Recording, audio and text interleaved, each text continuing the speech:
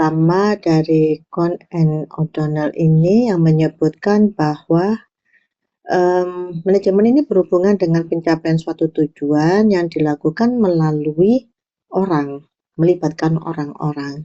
Jadi nggak mungkin sendirian, selalu ada kerjasama dan melibatkan orang. Kemudian pakar selanjutnya, Mary Parker Follett ini mendefinisikan bahwa manajemen sebagai seni dalam menyelesaikan pekerjaan melalui orang lain. Selain melibatkan orang, juga ada seni dan ada ilmu di sini.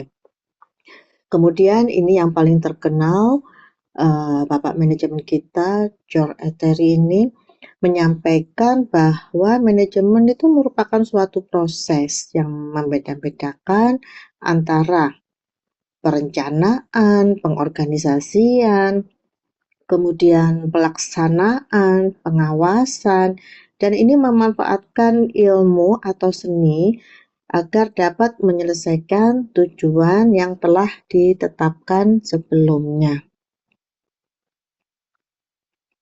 Kenapa manajemen ini disebut ilmu dan seni? Ilmu karena dalam manajemen ini bisa dipelajari.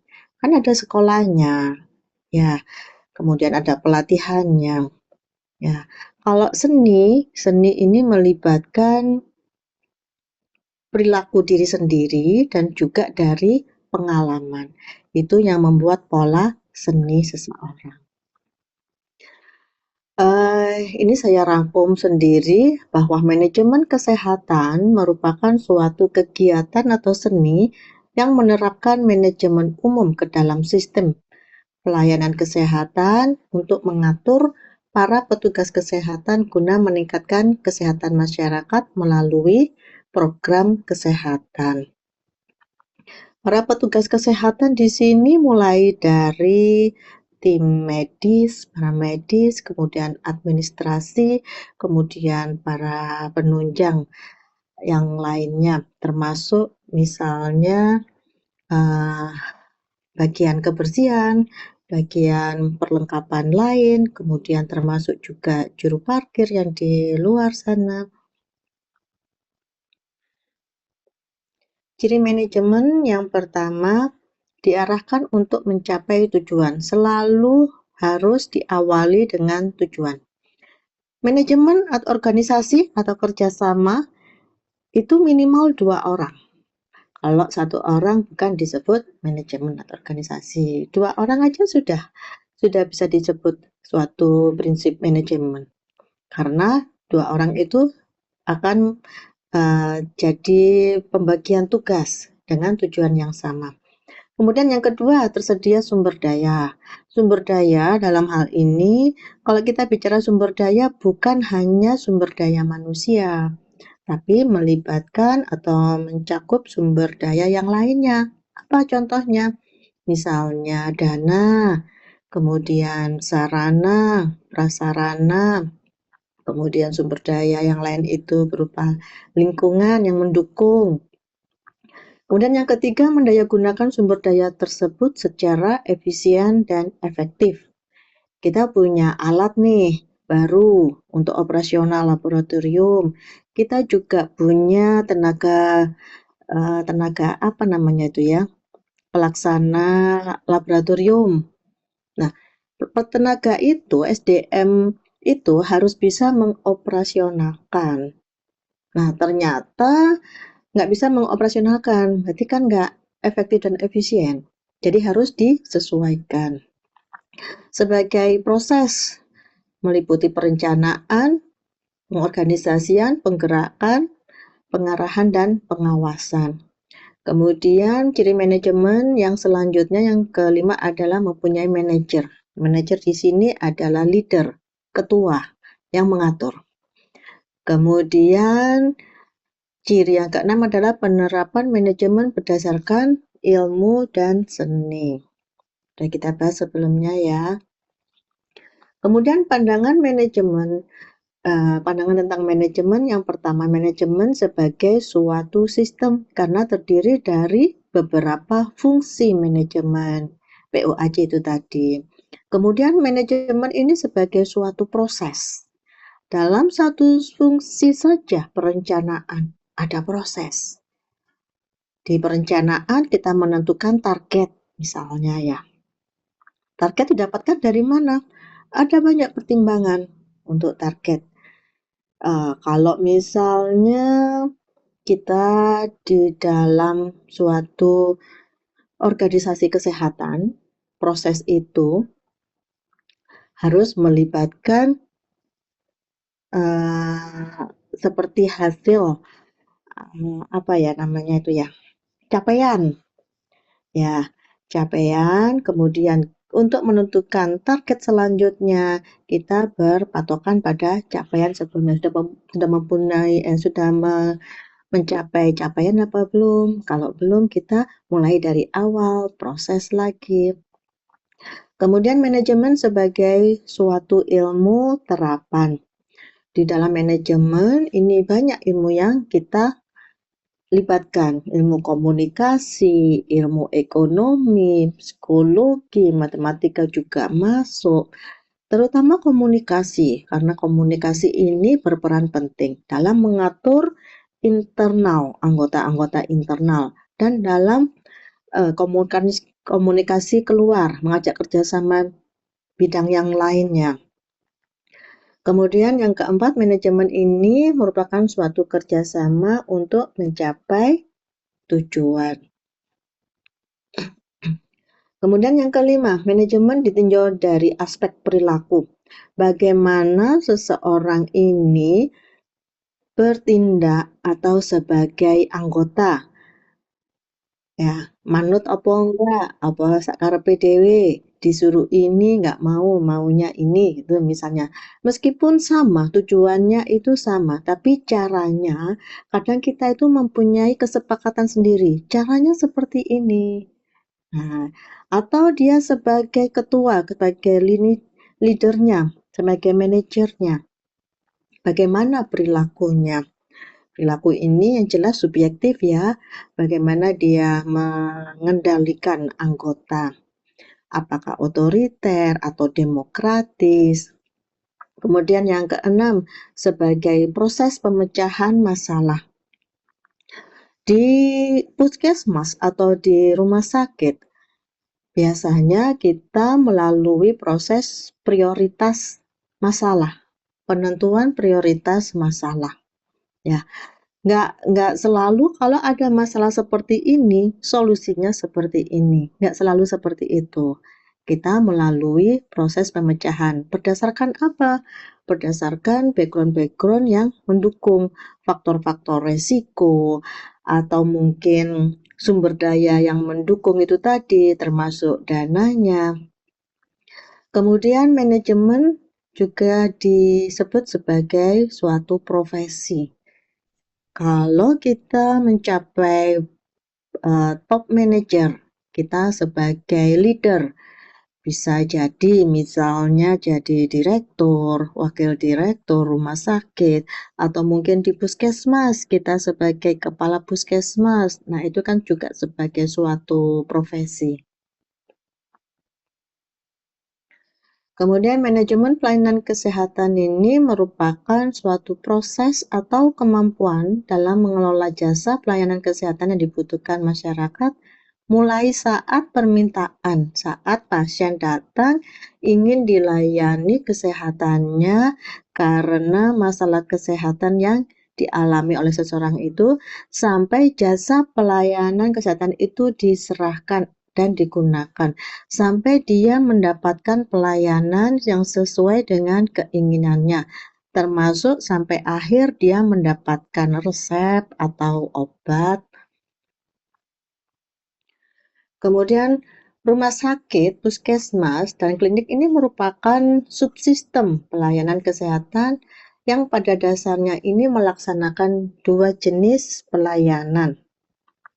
Yang pertama, pelayanan kesehatan. Pelayanan kesehatan ini berupa pelayanan medis, pelayanan penunjang medis maksudnya, kemudian pelayanan rehabilitasi, kemudian ada asuhan keperawatan juga.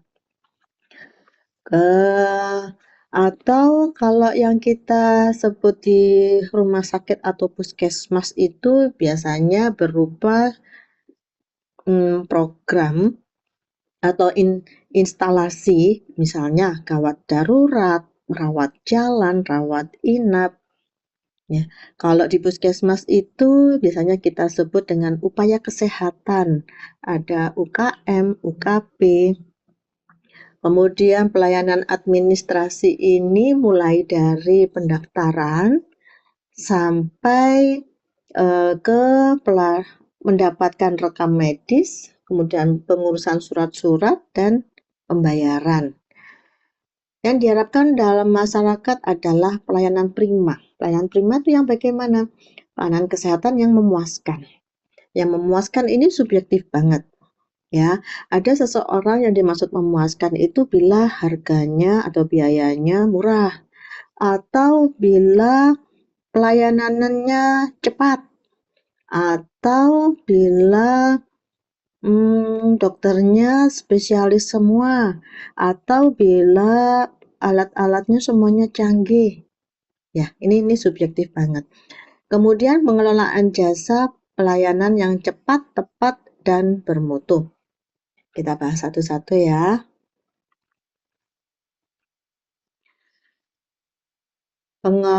Pengelolaan pelayanan prima, yang pertama, merencanakan jasa pelayanan yang dibutuhkan. Yang pertama, kita harus tahu identifikasi kebutuhan dari masyarakat, dari pengguna, dari pasien. Kita harus tahu dulu sasaran kita. Kita mempunyai jasa kesehatan. Kita membuka jasa layanan kesehatan. Sasarannya siapa?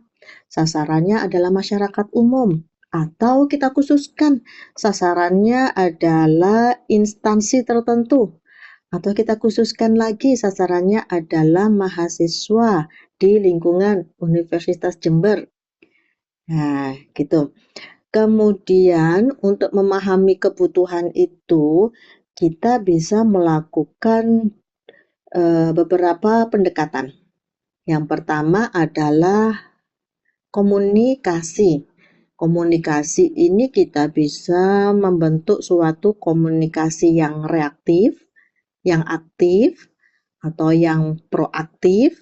Kemudian bisa juga pendekatannya melalui benchmarking. Kalau pendekatan melalui komunikasi reaktif, itu artinya kita menunggu ada keluhan. Nah, seperti di kampus sekarang kita menyebarkan atau memasang kotak-kotak keluhannya. Begitu ada yang masuk, itu artinya ada keluhan, ada suatu yang tidak puas dengan pelayanan kita. Itu reaktif, kita menunggu itu. Atau kita yang aktif. Kalau kita yang aktif, kita tanya, begitu ketemu pengguna, kita tanya, apa yang kurang di sini? Nah, atau komunikasi kita yang proaktif. Proaktif ini semua yang datang, apakah itu pasien atau pendamping, pengantar, kita berikan suatu isian, misalnya kuesioner yang wajib diisi. Jadi kita tidak menunggu ditanya, kita tidak menunggu ada keluhan, tapi kita langsung memberikan suatu kuesioner untuk diisi, untuk mengetahui apa kelemahan kita yang perlu diperbaiki dalam menciptakan pelayanan yang prima tadi. Kalau benchmarking ini proses pengukuran pelayanan yang diberikan secara terus-menerus dengan cara membandingkan dengan instansi lain, dengan pelayanan kesehatan yang lainnya. Oh, di RS sebelah itu sekarang ada pelayanan fast track, ada pelayanan VIP, ada keunggulan layanan tertentu.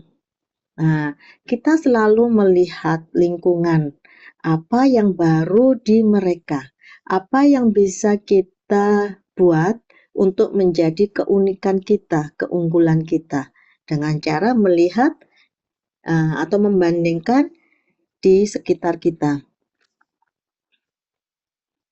Contoh di Subandi.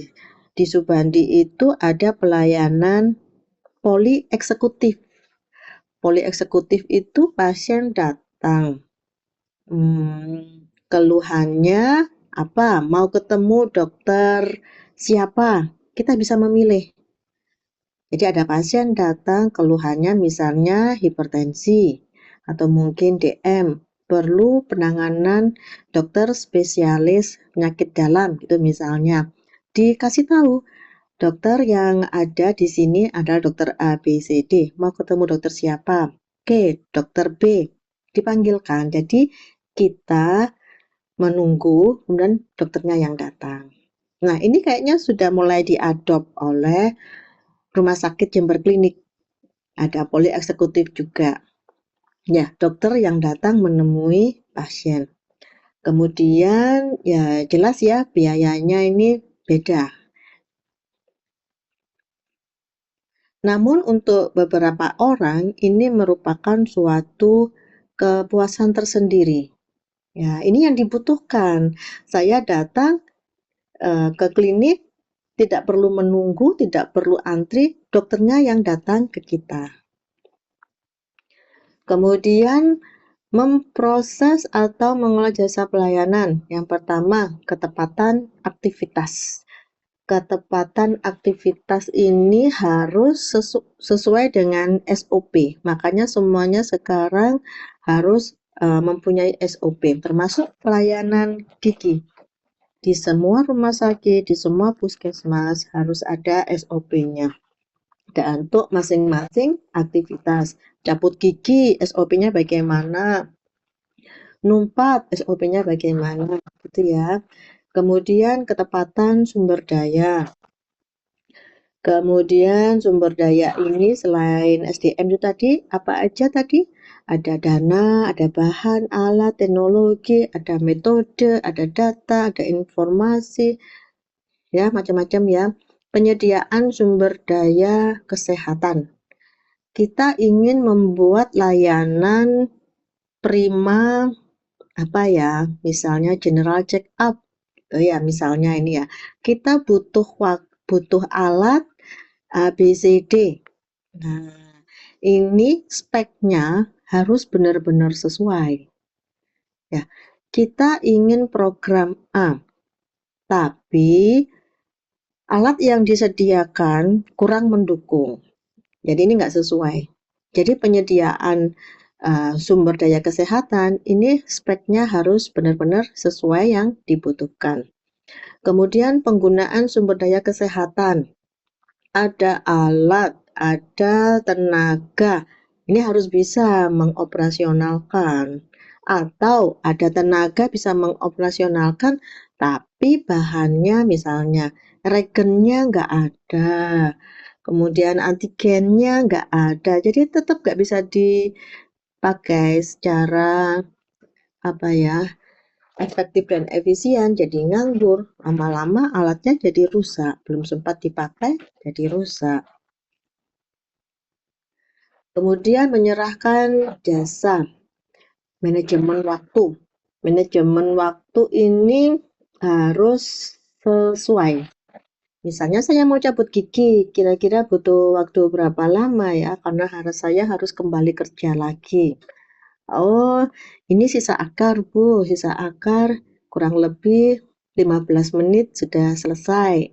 Nah, kemudian mulai dari penyiapan alat, bahan, kemudian aktivitas medisnya sampai selesai, itu harus benar-benar sekitar 15 menit itu tadi.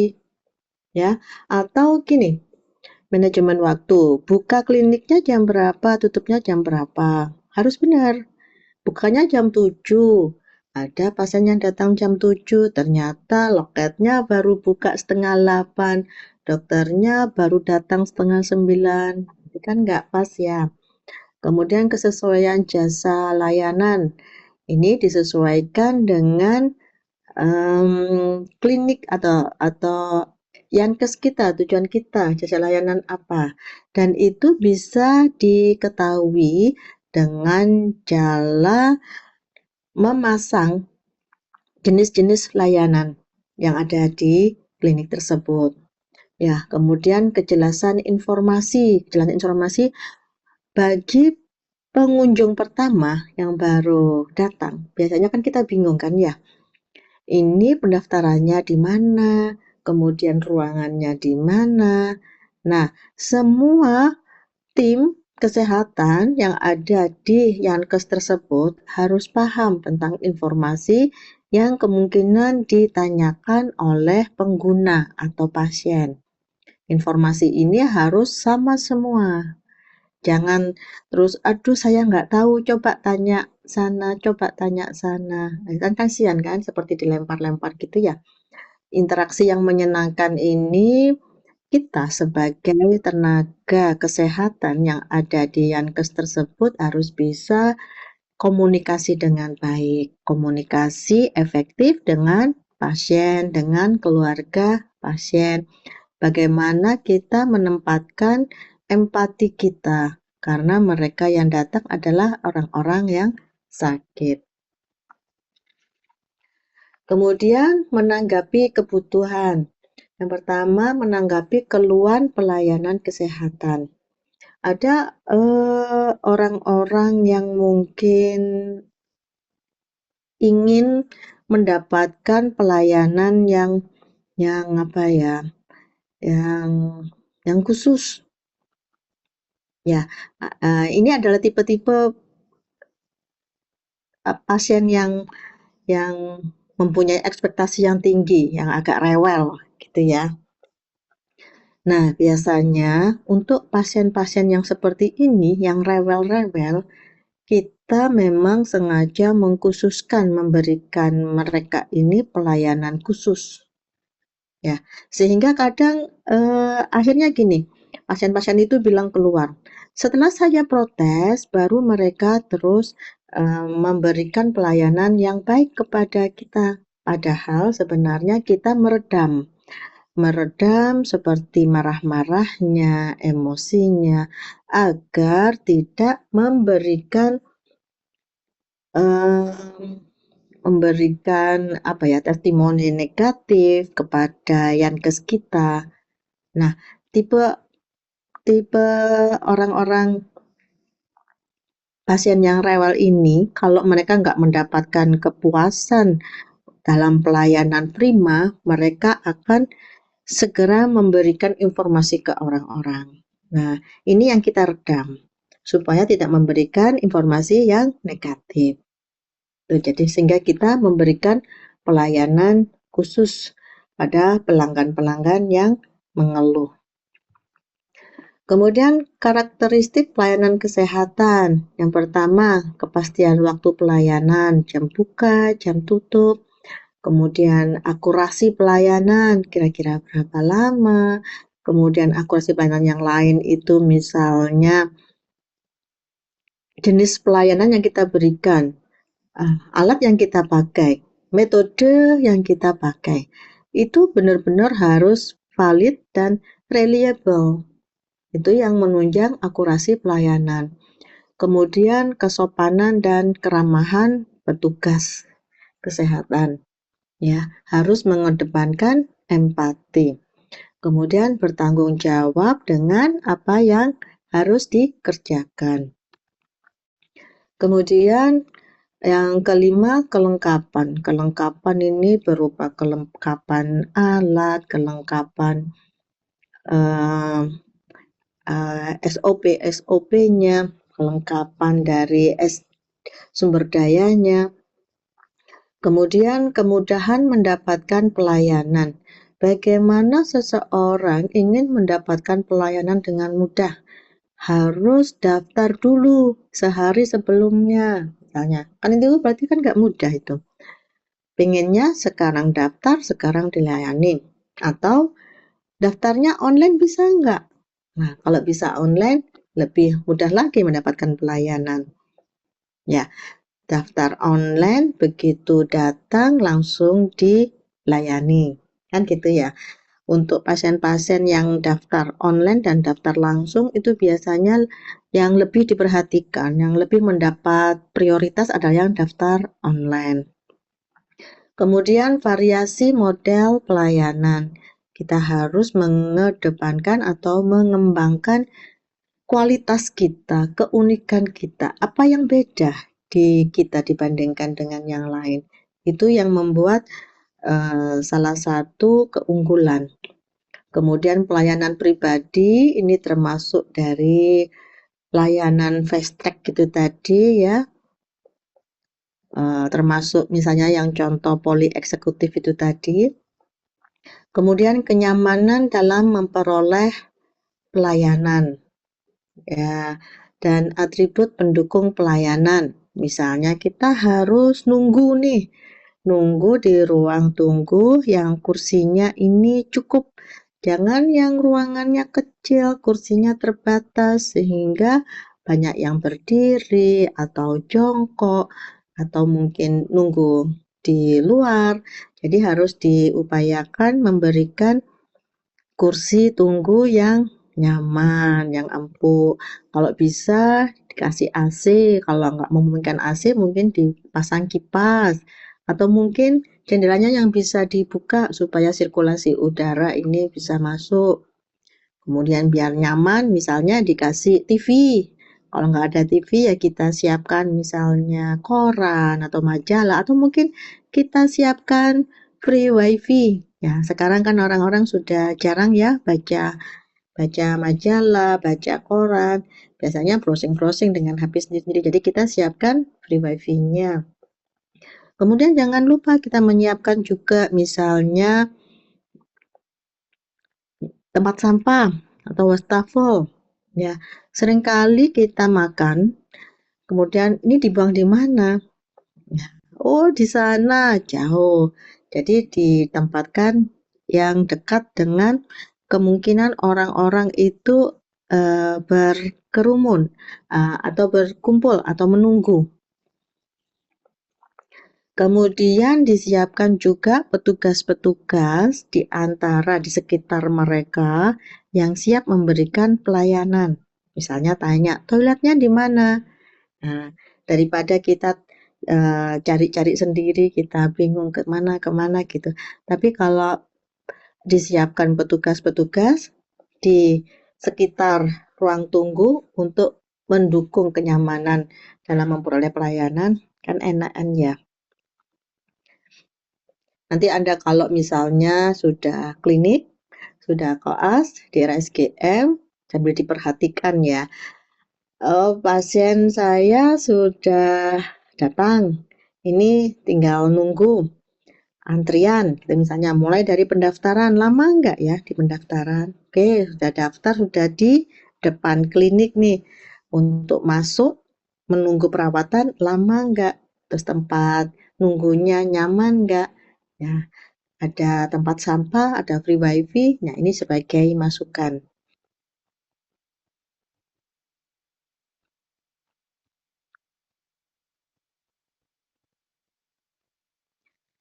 Oke, kita lanjutkan TM yang kedua, yaitu standar pelayanan minimal.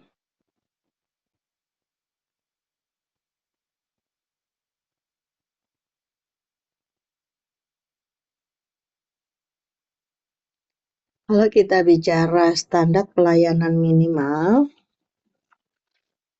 ya, Anda semuanya saya wajibkan untuk membaca Permenkes nomor 4 tahun 2019 tentang standar teknis pemenuhan mutu pelayanan dasar dan standar pelayanan minimal bidang kesehatan. Itu yang pertama. Kemudian saya wajibkan juga untuk membaca PP nomor 2 tahun 2018 tentang standar pelayanan minimal. Kemudian saya wajibkan juga Anda membaca Permenkes nomor 43 tahun 2016 tentang standar pelayanan minimal bidang kesehatan. Dan ini terakhir PR-nya, Anda wajib untuk membaca Undang-Undang nomor 23 tahun 2014 tentang pemerintahan daerah. Kenapa di sini pemerintahan daerah ikut sebagai sumber wajib yang harus Anda baca? Karena kita nanti bicara tentang rumah sakit, kita bicara tentang puskesmas, yang semuanya ini masuk bagian dari pemerintahan daerah. Bertanggung jawabnya ke sini nanti. Oke. Standar pelayanan itu apa sih? Merupakan ketentuan mengenai jenis dan mutu pelayanan dasar yang merupakan urusan pemerintahan wajib yang berhak diperoleh oleh setiap warga negara. Ada standar teknisnya. Standar teknis ini berupa seperti SOP gitu ya. SOP ketentuan standar meliputi jumlah dan kualitas barang atau jasa, personal atau SDM, dan petunjuk teknis atau tata cara pemenuhan standar dari tiap jenis dan mutu pelayanan dasar. Pelayanan dasar ini meliputi promotif, preventif, kuratif, dan rehabilitatif. Pelayanan dasar minimal bidang kesehatan, kita fokusnya di sini. Ini merupakan pelayanan publik untuk memenuhi kebutuhan dasar kesehatan masyarakat, semua warga negara. Materi muatannya berupa pelayanan dasar jenisnya, kemudian mutunya, dan penerimanya, siapa saja. Ya, kita bahas satu-satu. Jenis pelayanan ini adalah jenis pelayanan yang harus disediakan berupa jasa atau barang kebutuhan dasar minimal yang berhak diperoleh. Mutunya merupakan ukuran kuantitas dan kualitas, serta pemenuhan sesuai dengan standar teknis yang layak. Nah, urusan pemerintahan wajib ini merupakan pemerintahan ini yang wajib diselenggarakan oleh pemerintahan daerah, provinsi, kabupaten, atau kota. Kita masuk yang mana di Jember? Masuk kabupaten ya. Tujuannya yang pertama sebagai panduan, kemudian yang kedua sebagai alat pemerintahan pusat. Jadi seperti UPTD gitu ya, unit pelaksana teknis dari pusat ke daerah. Kemudian alat kontrol, ya, kemudian urusan pemerintahan wajib itu banyak, meliputi pendidikan, kesehatan, pekerjaan umum, kemudian perumahan rakyat, kemudian bidang-bidang sosial. Nah, kita fokuskan di bidang kesehatan ini untuk mengawal pelaksanaan program kesehatan di daerah. Ini ditetapkan standar SPM-nya. Ada 12 standar SPM di bidang kesehatan. Yang pertama, pelayanan kesehatan ibu hamil. Kemudian pelayanan kesehatan ibu bersalin. Yang ketiga, pelayanan kesehatan bayi baru lahir. Ya, 1, 2, 3 ini adalah fokus dari pelayanan kesehatan, baik di rumah sakit ataupun di puskesmas. Dan ini sebagai indikator keberhasilan. Jadi kalau misalnya ada data ditemukan angka kematian bayi baru lahir, nah itu pasti akan menjadi fokus kajian. Ya, makanya mulai dari pelayanan ibu hamil, bersalin, sampai melahirkan, ini menjadi fokus utama. Kemudian yang keempat, pelayanan kesehatan balita. Kemudian pelayanan kesehatan usia pendidikan dasar, kemudian usia produktif, kemudian lansia, kemudian pelayanan kesehatan penderita hipertensi, DM, gangguan jiwa, TB, dan pelayanan kesehatan orang dengan risiko HIV. Ini jenis layanannya, yang tadi ada 12, mutu layanan dasarnya bagaimana, penerima layanan dasar sasarannya siapa, kemudian pernyataan standarnya bagaimana. Ini bisa dilihat dari Permenkes tadi yang sudah saya sampaikan di awal. Contoh ya, pelayanan ibu hamil. Nah, diuraikan secara rinci di dalam Permenkes nomor 43 tahun 2016 itu. Bagaimana pernyataan standarnya, kemudian pelayanan antenatalnya bagaimana. Coba saya tunjukkan ininya.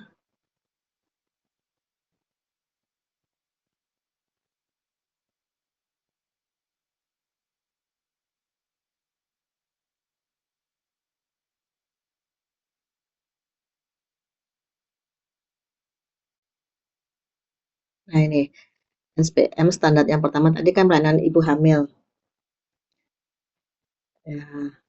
Yang disebut dengan standar pelayanan antenatal itu sebelum kelahiran, memenuhi kriteria 10T. Jadi SOP-nya itu jelas, apa yang harus didapat, apa yang menjadi hak masyarakat. Kalau misalnya saya belum menerima TT, ya ini saya waktu kontrol nggak menerima tablet tambah darah, bisa ditanyakan. Ini ada capaian kerjanya, kemudian penghitungannya, rumusnya.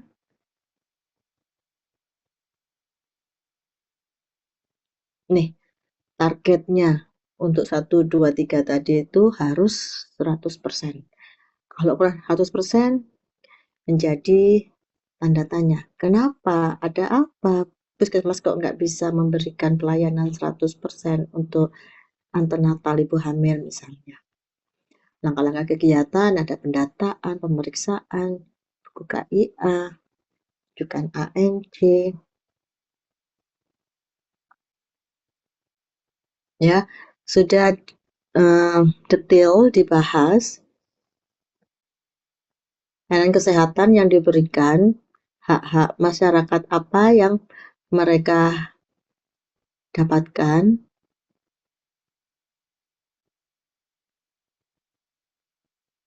sumber dayanya, bidan, dokter.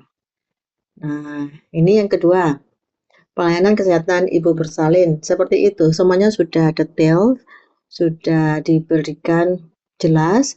Jadi Anda wajib baca yang tadi saya sampaikan di awal, Permenkes atau peraturan pemerintah untuk bahan belajar Anda dalam memahami standar pelayanan minimal.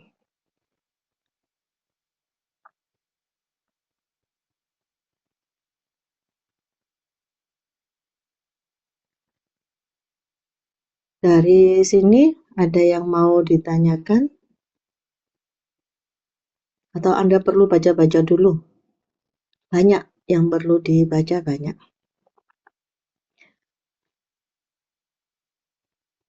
Saya ingatkan Anda semua angkatan 2021 ini untuk mulai mengisi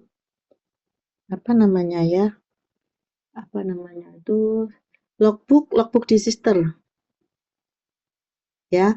Jangan menunggu terakhir-terakhir baru Anda minta 10 kegiatan.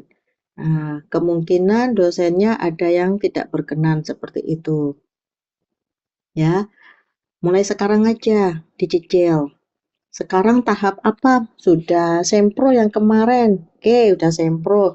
Berarti kegiatan yang bisa dituliskan di logbook ini mulai dari penentuan judul, kemudian diskusi bab 1, bab 2, sampai sempro itu tadi. Ya, diisi ya, sisternya. Kemudian itu minta approval kepada DPU dan DPP.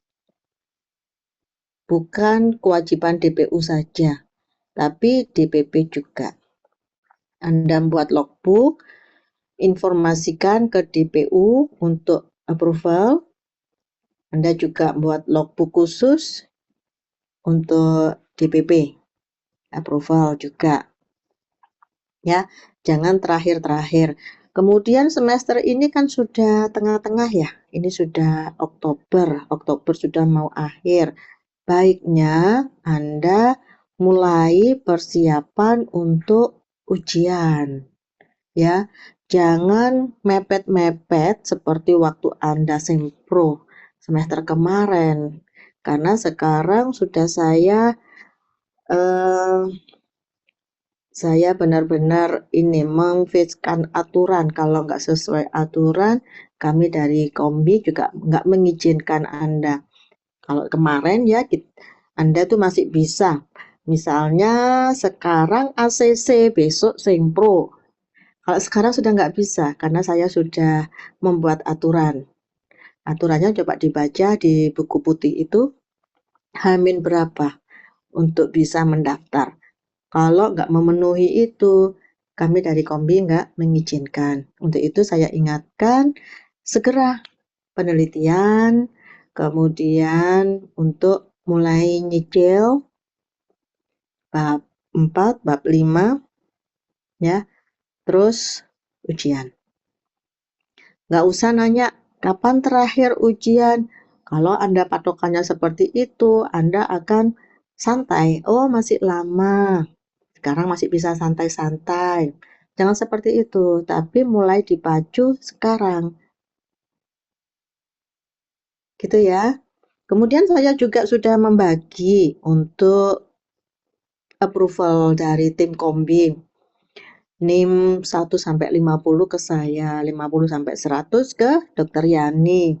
Di atas 100 ke Dokter Mela. Jadi untuk pemerataan ini tugas Kombi juga. Karena nggak dibagi gitu, kebanyakan mahasiswa itu ke saya. Oke, kalau nggak ada pertanyaan, saya cukupkan. Nanti ini PPT-nya saya kirimkan, saya sharekan ke siapa?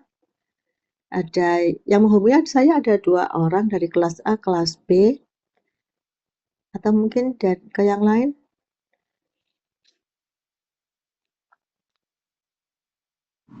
Mungkin bisa ke saya, tidak apa-apa dokter.